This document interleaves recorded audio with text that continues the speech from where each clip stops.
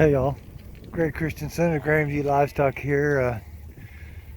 Well, we've had to change our feeding system here in the last couple days.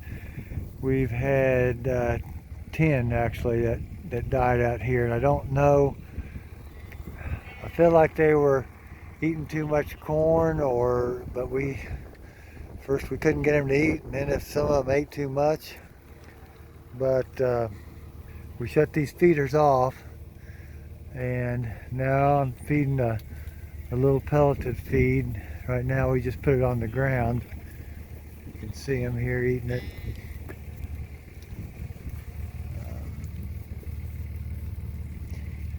It's what I could get kind of handy in town.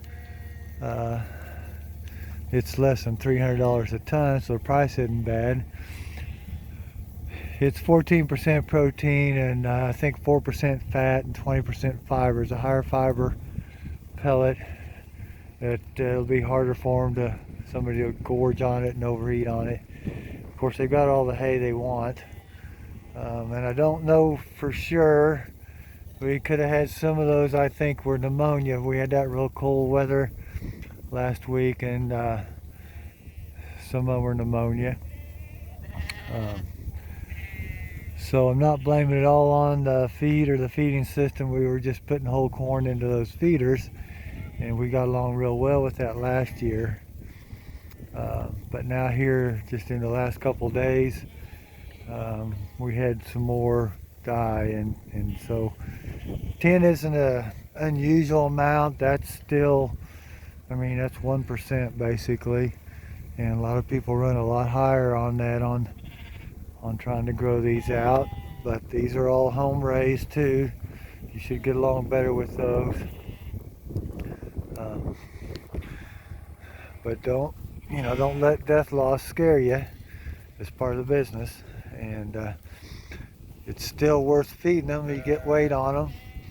Some of those that died, there was really only a couple of them that were big, nice, healthy lambs, and they were all lambs. We didn't have any goats do this, so that's making me think it's maybe an overeating deal. Somehow the lambs are eating more or something. I'm not exactly sure, but it's still a worthwhile venture if you're raising your own like this. Get them up to sale weight. Now next week we're gonna weigh up a bunch, and we'll sort by weight of what's gonna go into the sale barn. To Maryville, we're going next Friday. What is that, the 14th? And so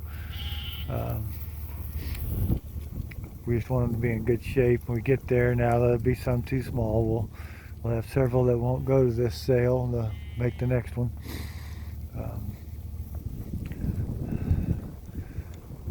But hey guys, it's part of the business.